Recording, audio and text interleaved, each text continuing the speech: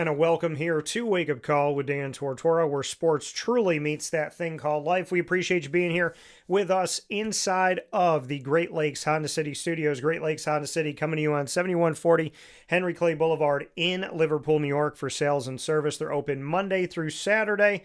Make sure you go and see them throughout the week and get a sneak peek of their inventory by going to Great Lakes Honda City.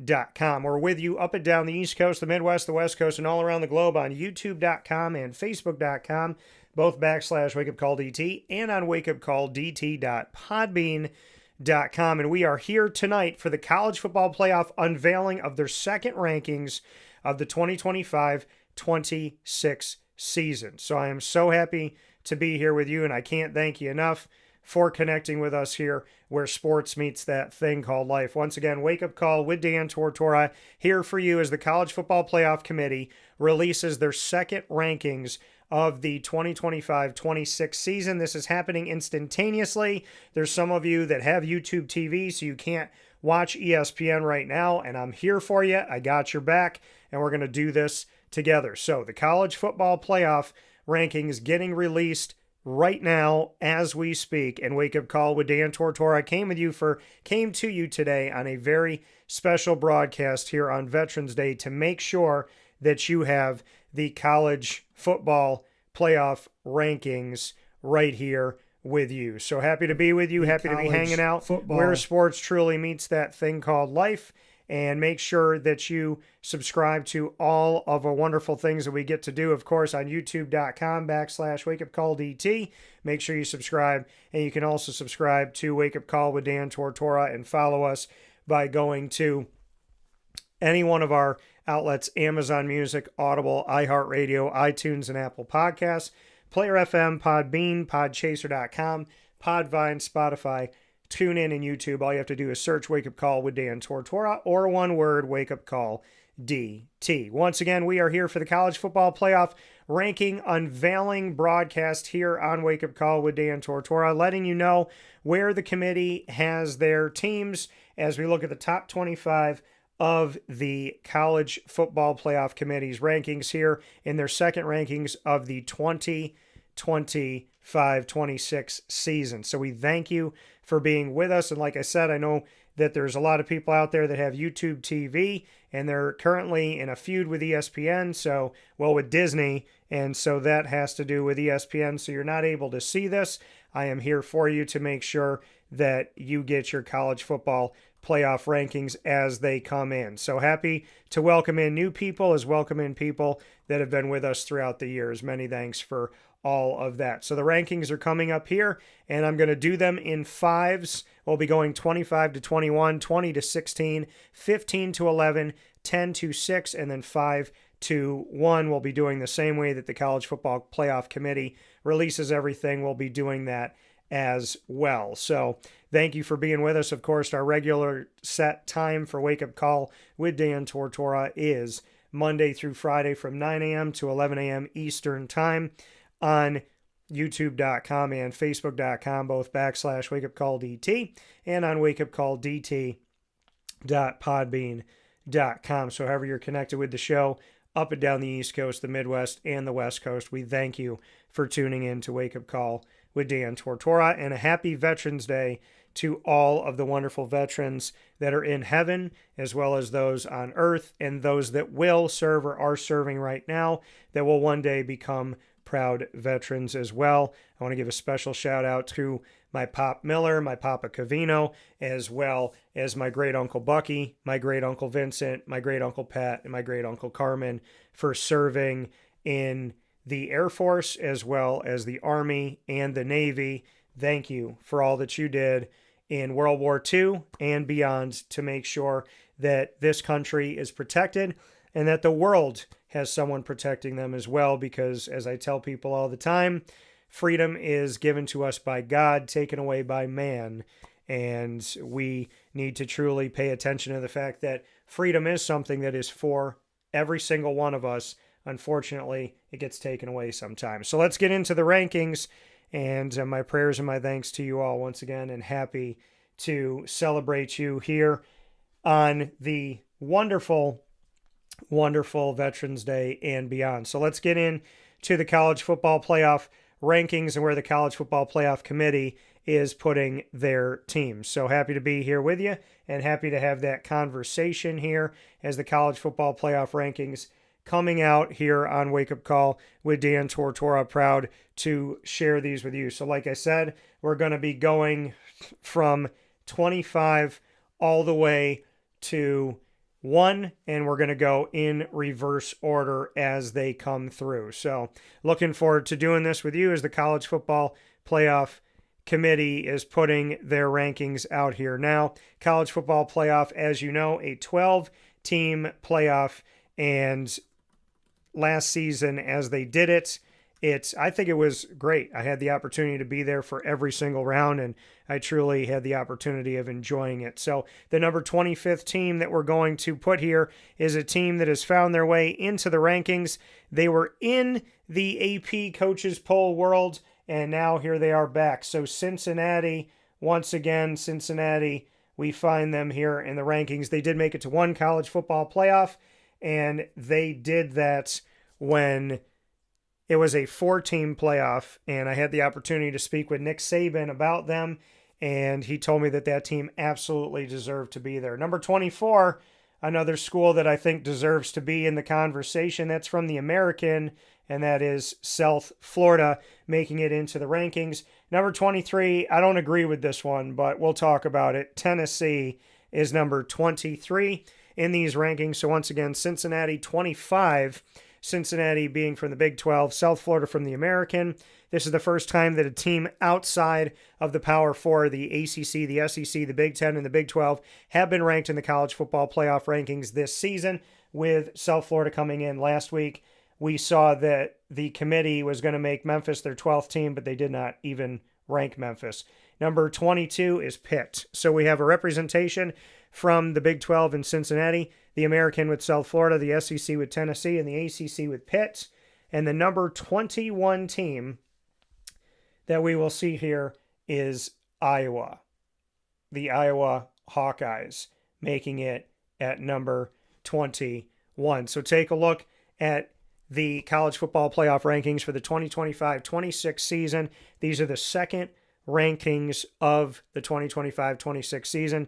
College football playoff starts ranking early November, and they'll bring us through to the early part of December before they ultimately make their choice of who they're bringing in as the 5 highest ranked conference champions, which will have automatic bids, and then there'll be 7 at-large teams. Let's go to number 20 here. Number 20, the Louisville Cardinals. We know that Louisville and Virginia both lost last week, so the expectation is that the College Football Playoff Committee doesn't really seem to have a lot of respect for the ACC this year, so dropping both teams down here, and that being Louisville at 20 and Virginia at 19. So the ACC does have 3 teams in the top 25 so far, but nothing above 19. Number 18, and this is another one I don't agree with. I don't see where the quality wins come in, but Michigan is in at number 18 for the College Football Playoff's second rankings of the 2025-26 season. Once again, another Big 10 school, Michigan, ranked at number 18. At number 17, a school that was a Pac-12 school, but now it's still hard to believe they are in the Big 10, USC at number 17. Another head-scratcher here, as USC doesn't, in my opinion, I look at wins as like quad wins, just like we look at college basketball. So I look at quads like quad 1, 2, 3, and 4. USC, in my opinion, no quad 1 wins, and they did lose this season to a very not great Illinois team. At number 16, Georgia Tech. So we see Georgia Tech is the highest ranked ACC school up to this point. Makes you think where they're going to put Miami. Do they really value Miami's blowout victory over Syracuse? And that answer is, well, they value it more than any other ACC school, and they value it enough to put them above Georgia Tech. We have Miami that's coming in at number 15 in the most recent rankings for the college football playoff. Once again, Miami here coming in at number 15. And I'm going to clean that up here a little bit, so let's make sure we put that in here properly as we write in. Miami is the number 15 school in the college football playoff rankings here for their second rankings of the 2025-26 season. Happy to have you here once again here on Wake Up Call with Dan Tortora, where sports truly meets that thing called life, as we unveil the college football playoff rankings for the 2025-26 season, and we unveil them to you as they come in here for the second rankings of this season. Vanderbilt is at number 14. We have the Vanderbilt Commodores finding their way to number 14. I still think Vanderbilt has an argument to be closer to the top 10, but we'll discuss it. This is a team that I kind of scratch my head about why they're so high, but Utah is up to number 13 in the rankings. We see the Utah Utes that are now of the Big 12 that have played spoiler before when they were in the pack. Remember, they were a team that potentially would play spoiler to an Oregon, but now they're in separate conferences, so they're obviously not going to be able to do that. But depending on how Utah does and how Oregon does, could they mess with each other in these college football playoff rankings? We shall see as we await number 12 here that will be coming up in just a moment. And that 12 team is that other team inside of the Big 12, a team that used to be independent and is now in the Big 12. BYU falls to number 12 after being in the top 10. They fall 5 spots. Utah stays pat at number 13, but BYU falls all the way to just above them from 7 to 12. And the number 11 team just outside of the top 10 is Oklahoma, which in my belief means the committee is going to be putting Texas in the top 10, where I had them last week and where I think they should be. As you know, here on Wake Up Call with Dan Tortora, I do release my own top 25 throughout the college football season. I've been covering college football for many years and am on the college football selection committee. After they give us the teams, I have the opportunity to jump on the teleconference call and hear from them. And I have covered the college football playoff for many, many years, from when it was a 4-team to a 12-team. Last year was on site on location for every single round, from the first round to the quarters, the semifinals, and in the national championship down in Atlanta, Georgia. So Oklahoma gets number 11, which means where they were in my top 25 last week is where the committee has put them this week. Rightfully so. Happy to see the committee agrees with me that Texas is a top 10 team. Yes, they've been up and down and around the corner this year, and they have been a team that's been sometimes that team where you kind of have no idea where they're going, and other times you see them beat in Oklahoma, or you see how they went toe-to-toe with Vanderbilt, and you say, okay, this Texas team is dangerous, and they could be the reason why Vanderbilt and Oklahoma don't make it. I don't agree with this one, but Notre Dame always gets the love because Notre Dame, just the history and the movie Rudy, as well as the fact that, you know, Notre Dame brings in a lot of money and they have fans all over the world. But I question what Notre Dame has done this year specifically. Number 8, Oregon. The Oregon Ducks here, they get a win over Iowa, and that win over Iowa is why Oregon is still here in the top 10 for the College Football Playoff Committee. They go up 1 spot from 9 to 8. And then we have above them at number 7, we have Ole Miss and the Lane Train, which haven't had a terrific schedule when we talk about quad 1 wins, but Ole Miss, still a dangerous team and inside of the SEC. And number 6, Texas Tech. So the committee had BYU and Texas Tech next to each other last week. They had BYU at 7. They had Texas Tech at 8. Now they've risen Texas Tech to just outside of the top 5 as Texas Tech defeated BYU convincingly in that game that can definitely have implications on the Big 12 championship game. And shout out to Texas Tech for the way that they have played and what they've been able to do, handing BYU their first loss. And the top 5 looks like it's going to probably be the same here as these teams continue to win.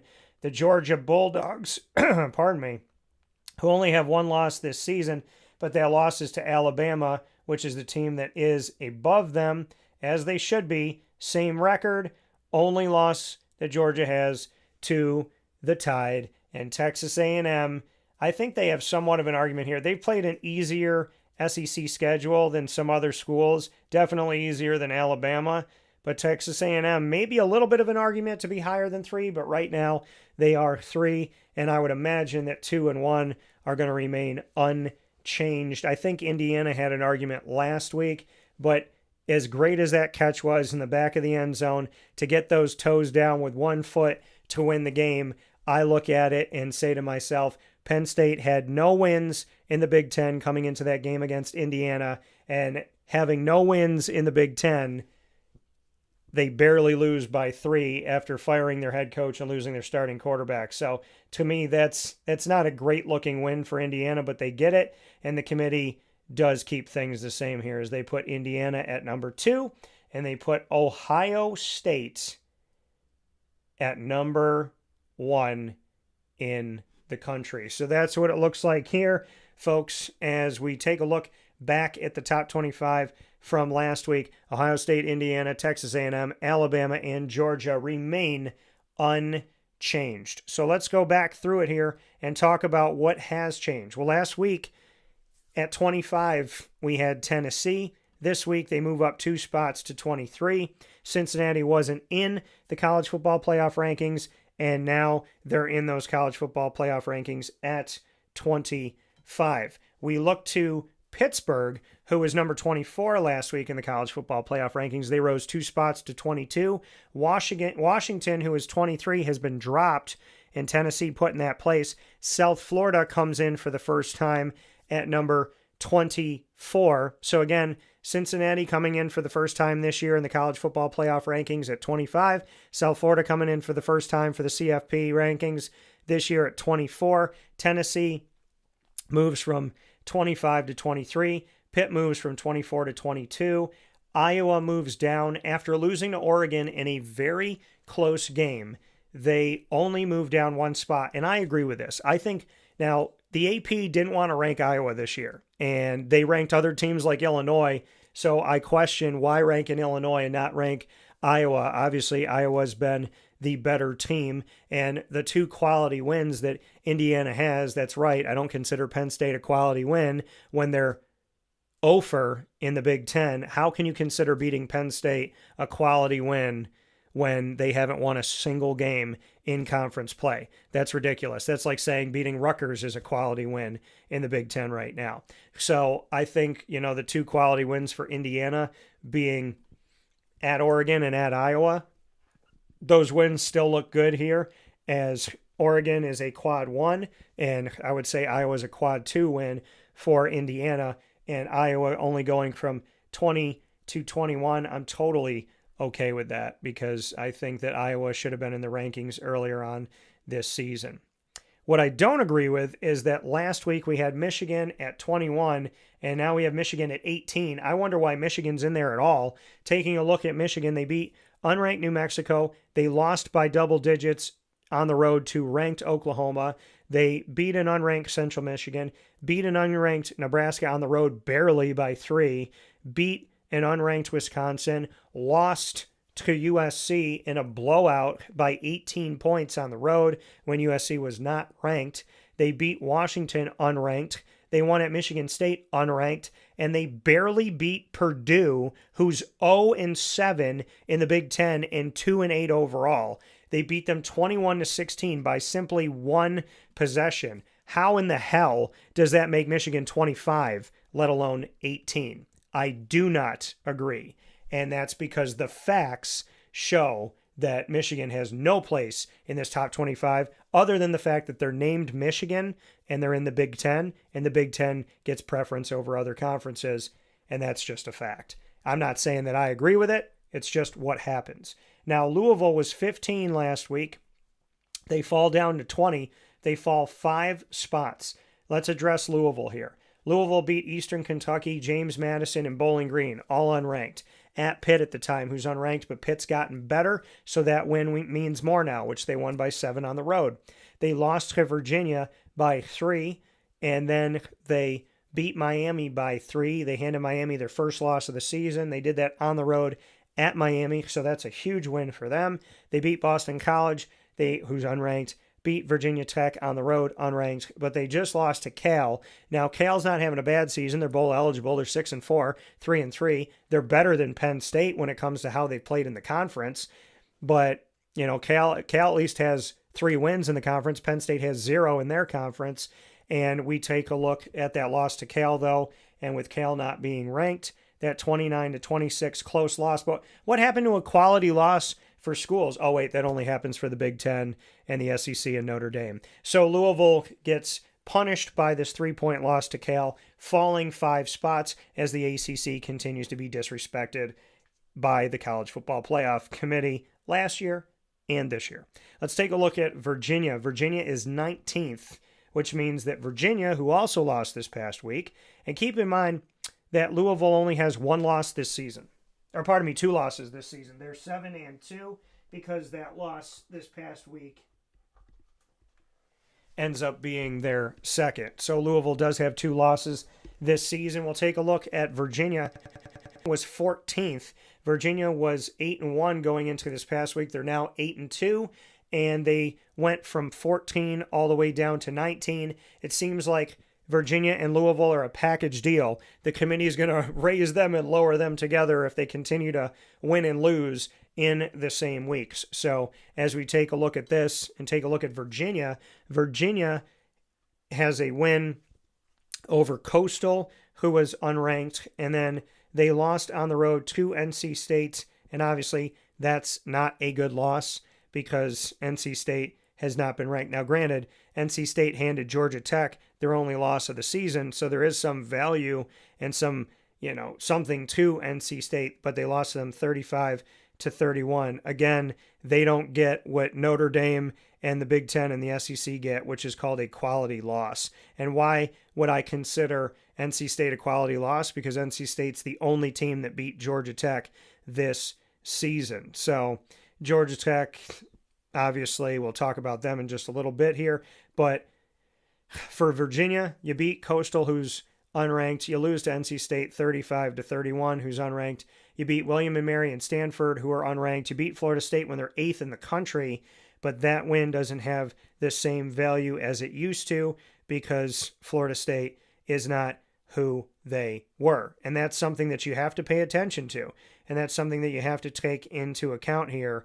So that just like I tell people, you can't say that Indiana gets credit for beating Illinois because Illinois was ranked 9th in the country at the time, because are you going to give credit to Virginia for beating Florida State? Well, if that answer is no, then that's your answer, right? You can't give credit to one and not to the other. So that Florida State win doesn't mean that much right now. However, the win at Louisville does keep Virginia above Louisville in the polls, as they should be, and so taking a look at that, they beat them on the road 30-27 when Louisville was unranked, but Louisville has obviously gotten better since then. So that win means more. The win over Florida State means less. Then they beat Washington State, who's unranked. They beat North Carolina on the road, who's unranked, and they beat Cal by 10, who Louisville just lost to, and Cal was unranked at the time they did that on the road at Cal. And then against Wake Forest, 16-9, they lose. But keep in mind with this, right? Would the committee punish Notre Dame or the SEC schools or the Big Ten schools if you lose a game by 1 possession in a game where you lost your quarterback? Chandler Morris went out of this game for Virginia. Hard to win a game without your guy. And we know how important the quarterback position is. Just look around the country. And very few teams are going to win with their backup quarterback. So that's something that you got to look at. Is Virginia paying more of a penalty than a Notre Dame would? And I think that answer is yes. Because Notre Dame, again, their best claim to fame is they have 2 quality losses, which is not a claim to fame. Beating Navy, who was unranked, and beating USC, who lost to Illinois, those are Notre Dame's 2 best wins of the season. That's not saying much about Notre Dame. However, many people think they passed the quote-unquote eye test, which I simply think is just an excuse to put Notre Dame in there by any means necessary because their name is Notre Dame. I respect Notre Dame. I respect Marcus Freeman. I love talking to their players and their coaches. I love being around them. Riley Leonard's a friend of mine.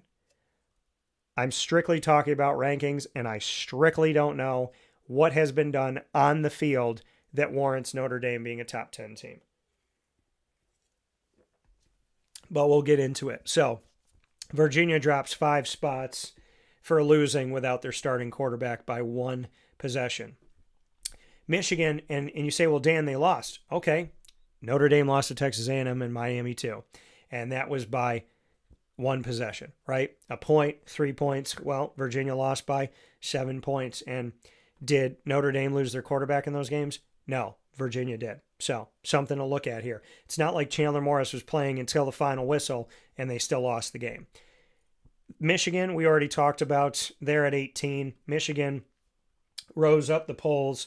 And so Michigan goes from 21 to 18. Again, I have no idea why. They don't have a single win over a top 25 team. The only top 25 team that they've even played this season, they lost to by 11 at Oklahoma. Nobody else they played is in the top 25. USC has been in the top 25 at times, and they got blown out by USC when USC was unranked. So outside of being 5-1 in your conference, don't really know what Michigan has done. And 5-1 against who? Who's Michigan beaten in the Big Ten? I'll tell you. Purdue, who's 0-7 in the Big Ten. Michigan State, who's 0-6 in the Big Ten. Washington, who's 3-3 in the Big Ten. USC, they lost to, and USC has a good record in the Big Ten. They beat Wisconsin, who's 1-5 in the Big Ten. They beat Nebraska, who is 4-3 in the Big Ten. So please tell me any bit of that looks good enough to be in the top 20 in the country. Again, there are ranking bias, and I'm just calling out what it is. The next one, number 17, USC, a ranking bias. They went from 19 last week to 17, but why is USC going up the rankings? USC beat an unranked Missouri State, unranked Georgia Southern, at an unranked Purdue they won, beat an unranked Michigan State. I just mentioned that both of those teams are still winless in the Big Ten. They lost to Illinois by 2. Don't consider that a quality victory. They lost to Illinois, who's not a good team, on the road. Illinois was ranked at the time. Doesn't matter. I wouldn't put Illinois in my top 35 right now. And then we take a look at the fact that they beat Michigan when Michigan was ranked. They beat Michigan by 18. I guess that looks like a good win because the committee values Michigan. But again, Michigan has not. They've only played one ranked team. They lost to that ranked team, and they've beaten a bunch of unranks who have continued to be not ranked. They lost to Notre Dame by 10 on the road, speaking of USC. They beat Nebraska by 4 points on the road, and they just blew out Northwestern, who is not good, but beat Penn State. So what does this mean? A whole lot of nothing for a team that's ranked 17th in the nation. And number 16, Georgia Tech. Georgia Tech goes from 17 to 16. They move up 1 spot. This is what Georgia Tech has done. Last week they were off. But before that, they beat an unranked Colorado, an unranked Gardner-Webb. They beat Clemson, who was ranked at the time, but that's not the same quad 1 win that it was back then because Clemson's not a quad 1 team this year. They beat them by 3. They beat Temple. They beat Wake Forest on the road. They beat Virginia Tech. They beat Duke on the road. They beat Syracuse, and they lost to NC State 48-36 on the road. Georgia Tech had 1 win over a top 25 team, which is more than Michigan has and more than USC has. But, well, I shouldn't say that because USC beat Michigan, so and Michigan is valued. So USC has 1 win over the top 25 and a loss to Illinois. Georgia Tech has had a win over the top 25, but it doesn't count now. USC still has a win of value, according to the committee, even though Michigan hasn't beaten a ranked team. How is Michigan ranked so high when they haven't beaten a ranked team? So USC's best win is over Michigan. So Michigan has no unranked wins. USC has 1 ranked win, which is over the Michigan team that has no ranked wins. But Georgia Tech doesn't have a lot to write home about because that Clemson quad 1 win is no longer a quad 1 win. However, they are ranked pretty high here at 16. I think Georgia Tech has some more work to do. I don't think they're going to make the college football playoff. as an at-large team. When you look at what Georgia Tech has left on their schedule, they have Boston College, Pitt, and Georgia. And those Boston College game is on the road. Boston College is 1-9 and hasn't won a game in the ACC at 0-6. They can't lose that game. If they beat Pitt, who's ranked, and they beat Georgia, then I would think that you got to put Georgia Tech in, even if they lose the ACC championship game, because a win over Georgia is a top 5 victory, and that's huge. Let's go and assess what ended up being 15-11. Taking a look at Miami. What has Miami done this year to be this high? Miami goes up 3 spots from 18 to 15 in the college football playoff rankings after blowing out a bad Syracuse team. There's 17 schools in the ACC. Miami currently is number 7. Syracuse is number 16 of 17. Syracuse is 1-6 in the conference. Their only win is over Clemson on the road, which looked better at the time than it is right now. They're 3-7 overall. Miami beat Notre Dame. That's a massive win for them because Notre Dame's valued so high. They beat Bethune-Cookman, who's unranked. They beat South Florida, who I still think is a good team, and I'm happy to see in the top 25 for the college football playoff rankings at 24. They beat Florida. That doesn't hold the same weight, although Florida, plays a team like Georgia tough. They beat Florida State on the road, but that win isn't a quad 1 win or even a quad 2 anymore. They lost to Louisville by 3. That would be considered a quality loss if Miami was Notre Dame. They beat Stanford, who's unranked. They lost to SMU 26-20, who's a good team, who I think should be considered in the college football playoff top 25 despite having 3 losses, because 2 of those 3 losses came out of conference to them playing a tough schedule, Baylor and TCU, and they hung with Baylor all the way to the bitter end, 48-45. The game against TCU, not great, and then, SMU losing a game to Wake Forest, who has played spoiler and almost played spoiler to Georgia Tech. But seeing Miami defeat Syracuse by 28 points, does that really warrant raising Miami up 3 spots to the top 15? But the committee wanted to put them in last year, and it looks like they want to put them in this year too. I would take a Louisville over Miami, who beat them. I would take an SMU over Miami, who beat them. I like Miami's win over Notre Dame. There's not much else I like about Miami. Vanderbilt's at 14. Let's take a look at Vanderbilt. Vanderbilt was 16 last week, so they move up 2 spots.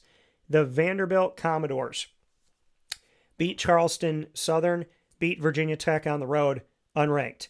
Beat South Carolina, who was 11th at the time, on the road. Doesn't matter because they're not the 11th ranked team in the country. That's not a quad 1 win or arguably a quad 2 win. So you can't give them credit for that one like it's a big win because it's not anymore. Georgia, you're at the mercy of, do you beat it? Like, you have to beat all the teams you play. And then you're at the mercy of how did those teams perform. You can't, if you're Vanderbilt, you can't say, well, we beat the 11th ranked team in the country in South Carolina, because who's South Carolina right now? They're 3-6, 1-6 in the SEC. So even though they were 11th at the time, that's not obviously where they should have been. So whenever I look at the schedule, I look at what are your wins, what are your losses, and what are the scores of some of these games, and where are these teams that you beat now, and where are these teams that you lost to now. So that win over South Carolina doesn't hold the same weight. Georgia State unranked, Utah State unranked. They lost to Alabama by 16, Vanderbilt on the road, and Alabama's a good team. They beat LSU by 7. I would consider LSU a quad 2-ish win still. They don't have their head coach, so maybe a low-end quad 2, high quad 3. They beat Missouri, which Missouri's gotten a lot of pub, and I don't know why, but they beat Missouri, and so, you give them credit for that win, and then, but I wouldn't give them as much credit because I don't think Missouri's should be that high. Missouri's not ranked, by the way. Missouri was in the college football playoff rankings last week. They're not in them this week. And then Vanderbilt lost to Texas in a shootout, 34-31 on the road in Arlington, and they just defeated Auburn 45-38 in an awesome game. I mean, they're playing these extra time, down to the wire, crazy games. I still like Vanderbilt as a dangerous team to be an at-large bid. I don't know anybody that would want to necessarily play Vanderbilt in the college football playoff, including Alabama having to see them again. So Missouri has dropped from the rankings from 22 out, and Vanderbilt has risen up from 16 to 14. And, I do think Vanderbilt should be above the Miamis and the Georgia Techs that we've seen. So, but I would still argue that maybe Georgia Tech should be above a Miami. I mean, it's just, and they don't play each other this season. So that's something to look to. And then the next one that we have here is to assess Utah at number 13, who didn't move from last week's rankings. Let's take a look. And so 15 and 14 were Louisville and Virginia respectively, and obviously they dropped out of the top 15 because they both lost. Let's take a look at Utah at number 13. They did not move. Utah at UCLA unranked, Cal Poly unranked, at Wyoming unranked. They lost to Texas Tech in a blowout by 24 points. They beat West Virginia unranked. They blew out Arizona State, who's no longer ranked. They lost to BYU by 3 on the road. They beat Colorado, and they just beat Cincinnati, which the committee, they blew out Cincinnati, Utah did, 45-14. And the College Football Playoff Committee still thinks Cincinnati's a good team, which I don't disagree with them. Cincinnati's in the top 3 of the Big 12 right now. Utah is number 5 behind Texas Tech, BYU, Cincinnati, and Houston, respectively. So, I mean, do I think Utah should still be 13th? No. I think Vandy doing what they did against Auburn, who plays spoiler, I'd maybe move Vandy up here a little bit. Let's take a look at BYU. And now BYU is above Utah in the College Football Playoff rankings because BYU beat them head-to-head 24-21. They're 5-1 in the conference of the Big 12, and Utah is 4-2, like I mentioned. BYU fell from last week, though. They fell from 7 all the way down to where they are at number 12. BYU going up against Texas Tech, the top 2 teams in the Big 12. BYU was undefeated up until this past weekend. 8-0. Portland State, Stanford, East Carolina on the road, Colorado on the road, West Virginia, Arizona on the road. None of those teams were ranked. Utah, a ranked win, 24-21. And then unranked Iowa State. They blew out. They just lost to Texas Tech by 22 points on the road. BYU, in my opinion, should have fallen farther. You're going to put BYU over Vandy? Again, the committee's valuing the Big 12 more than I am right now. And a former Big 12 school that is now in the SEC of a couple seasons, Oklahoma, moves from 12 to 11. Let's take a look at Oklahoma as they move from 12 to 11. What's Oklahoma done? They defeated Illinois State unranked, Michigan, who is still ranked. They beat them by 11. Beat Temple on the road unranked. Beat an Auburn-ranked team at the time that plays spoiler, but is not the same quad win that it was before, which it was a quad 2 win at the time. They beat Kent State, who's unranked. They got blown out by Texas, speaking of Oklahoma. They lost at home to Texas, 23-6. And then they beat South Carolina on the road, unranked, lost to Ole Miss by 1 possession, 34-26 at home, and just beat Tennessee on the road before taking a bye week, 33-27. So, I mean, you see the Michigan win and you see for Oklahoma, and then you see the win over Tennessee, which, in my opinion, should have knocked Tennessee out of the college football playoff top 25. They got a game at Alabama this week. This is going to be huge for them. If Oklahoma loses this game on the road to Alabama, then Oklahoma will have 3 losses, and in my opinion, they'll be out of this thing.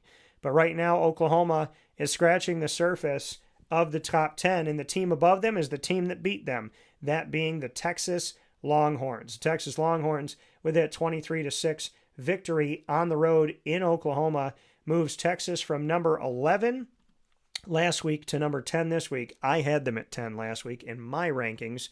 They beat Vanderbilt 34-31, so that's a huge win for them.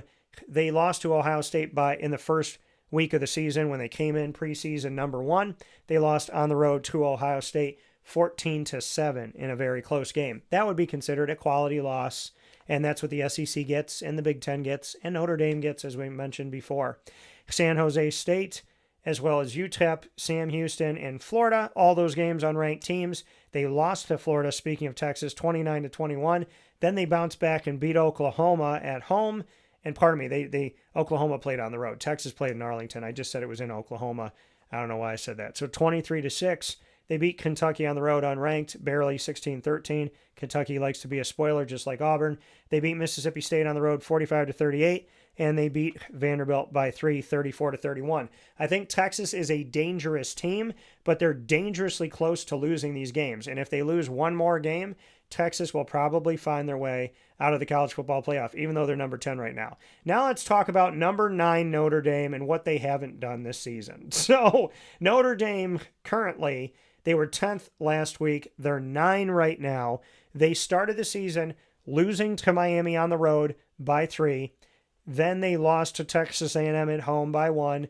Then they beat an unranked Purdue that's still winless in the conference. Then they beat an unranked Arkansas on the road. Then they beat a Boise State that's not ranked anymore, and they weren't ranked at that time either. Then they beat an unranked NC State. Then they beat USC, who's still ranked. They beat them by 10. Then they beat Boston College 25-10 on the road, unranked. They blew out an unranked Navy. And they finished the season at Pitt, which is a good game where College game day is going to be. And then they play a terrible Syracuse team, and they play at Stanford, who hasn't been good either. So, I mean, I would anticipate if Notre Dame loses to Pitt, I don't want to hear anybody talk to me about Notre Dame for the rest of the season in connection with the college football playoff. They're going to beat Syracuse, and they're going to beat Stanford. So, not a bad schedule. Their only key victory is USC, and Texas A&M and Miami, they're almost treating as wins for Notre Dame, because how do you put a team at number 9 whose best things to talk about is that they almost beat 2 good teams? They're treating Notre Dame like they won. Now let's go to Oregon. Oregon last week was number 9. They move up to number 8. They do that with the victory over Iowa, and I'm okay with this. I think Oregon is a dangerous team. You look at Dan Lanning and what he's done with the Oregon Ducks. I mean, for goodness sakes, this team had Bo Nix, then they had Dylan Gabriel, now they have Dante Moore, and they were relevant with all 3 of them. So we take a look, and Bo Nix is doing a great job in the NFL, and Dylan Gabriel now a starting quarterback with the Browns as well, trying to figure that out and move forward with them. Oregon, unranked Montana State, unranked Oklahoma State, unranked at Northwestern, unranked Oregon State. They beat a 3rd ranked in the country, which they shouldn't have been, Penn State on the road, so that doesn't have the same value. They lost by 10 to Indiana. They beat unranked Rutgers on the road, beat unranked Wisconsin, and just beat Iowa 18-16 on the road at Kinnick Stadium in Iowa. So they got an easy schedule, Oregon does. Minnesota, USC, who I think is ranked too high, and at Washington. So I would anticipate that they're going to win these games. And Oregon's going to continue to stay relevant. But can they win in the college football playoff? So as long as Oregon continues to win, I think Oregon's going to be a lock, because the committee is going to take 3 teams. But again, I like Oregon's win over Iowa. Hard for me to find other ones. But if they beat USC, then USC's got to be out. Let's take a look at Ole Miss. Ole Miss is number 7 in the country, and we'll take a look at Ole Miss and how they've been so far this season. So as we take a good hard look at Ole Miss and where they stand at number 7, last week they were at number 6. So they fall down 1 spot. They fall into the spot that BYU had last week. And I don't blame it. They beat the Citadel by blowing them out. What does that win mean? I don't know. I guess if they were Indiana, it would mean a lot. But they beat Georgia State. They beat at Kentucky. Arkansas, who hasn't been. So those are all 3 unranked teams. Tulane is an unranked team that I think is better. I think they're a quad 2 win. So their win over Tulane, blowout 45-10, has value even though they weren't ranked at the time. Again, it's not where you were ranked. It's where those teams are ranked now. They beat LSU. That doesn't have the same weight in the same vein as what I'm talking about. LSU was 4th in the country at the time. Obviously, they didn't end up being that good. Washington State, they beat, who's unranked. They lost to Georgia by 1 possession, 43-35 on the road. Then they beat Oklahoma 34-26 on the road. They beat South Carolina. They beat the Citadel. So Ole Miss has 2 to write home about. That's Tulane, Oklahoma, and I'll give them some love for the win over LSU as well. Still a little bit more than Oregon did, so understandably so. They're 1 spot up. Texas Tech goes up to 6 after last week being at number 8. They go up 2 spots because they beat BYU, so they jump where BYU is at 7. They put them up to 6. Texas Tech, Arkansas, Pine Bluff, Kent State, Oregon State. They won those 3 games, unranked teams all at home. They beat Utah on the road. That's a good win as of right now, and they blew them out by 24. They beat Houston, who's in the top 4 of the Big 12, so they blew them out. That's another pretty good win. Maybe a low-end 2, high-end quad 3 win on the road. Then they beat Kansas at home. They lost to Arizona State, which is a bad loss to an unranked team. They beat Oklahoma State, Kansas State on the road, and those teams aren't ranked. And then they just beat BYU, blew them out by 22. And so the committee likes the Big 12, so you could see that they were going to raise up Texas Tech, and they did raise them up 2 spots. And then the top 5 didn't change. And Ohio State, to me, should still be number 1 because I look at it like this.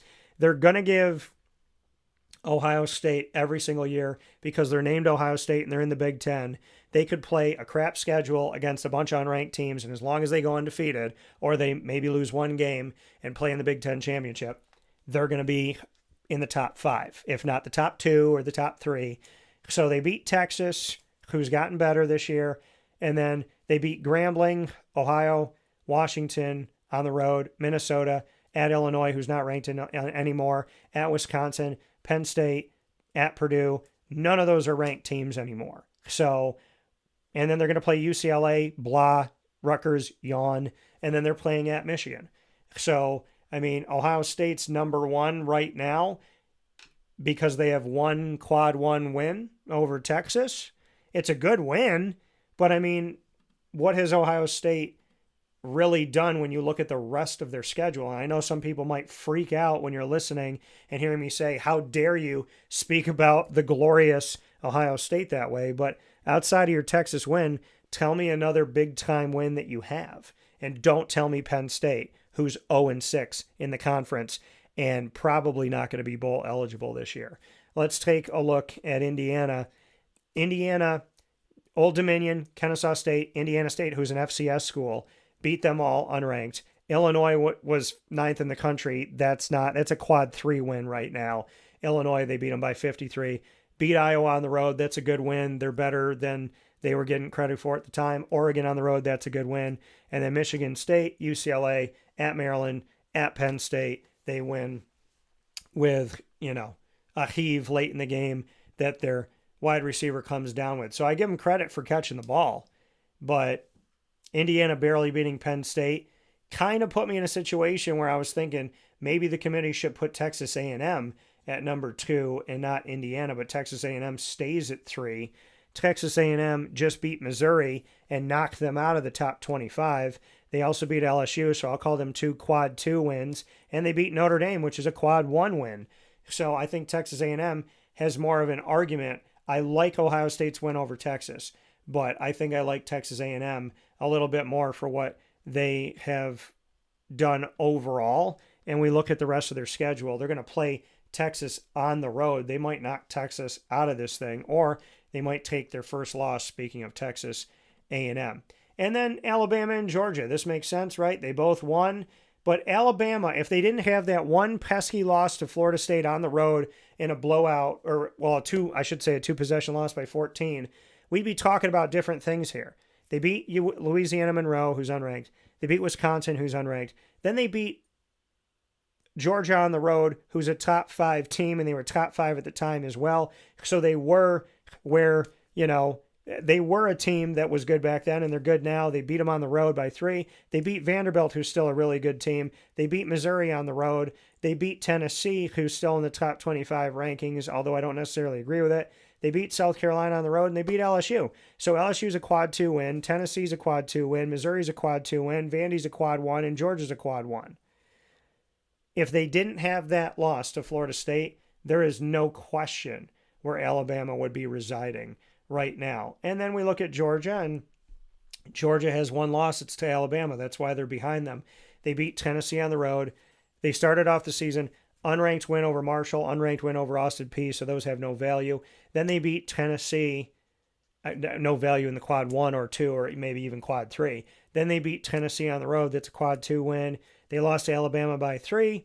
Then they beat Kentucky, who's unranked. They beat Auburn on the road, who likes to play spoiler, beat them by 10. They beat Ole Miss. That's a good win for Georgia. That's a quad 1. And then they beat Florida, and they beat Mississippi State on the road. So, you take a look at Texas A&M has to play Texas. Georgia has to play Texas. So there's something to be said about what's coming up in these next few weeks. And Alabama has to play Oklahoma. So the SEC might be figuring some things out here sooner than later, but that is what it looks like in the top 5. I think there's some more danger when I look at some of these other teams right now, but, the top 5 kept winning, so they didn't change the top 5, but I want to see more out of Ohio State and Indiana. I saw a little bit more out of Texas A&M, and like I said, Alabama's the number 1 team in the country if they don't lose to Florida State on the road, and Georgia is not too far behind. So with that being said, this is the release of the college football playoff rankings. As it happened, we released it here on Wake Up Call inside the Great Lakes Honda City Studios, and then we spent ample time breaking down my thoughts on where teams are ranked, going through it. So we released it, then we analyzed it, all here on Wake Up Call with Dan Tortora. Be with us in our normal scheduled time, Monday through Friday from 9 a.m. to 11 a.m. Eastern Time, including tomorrow morning.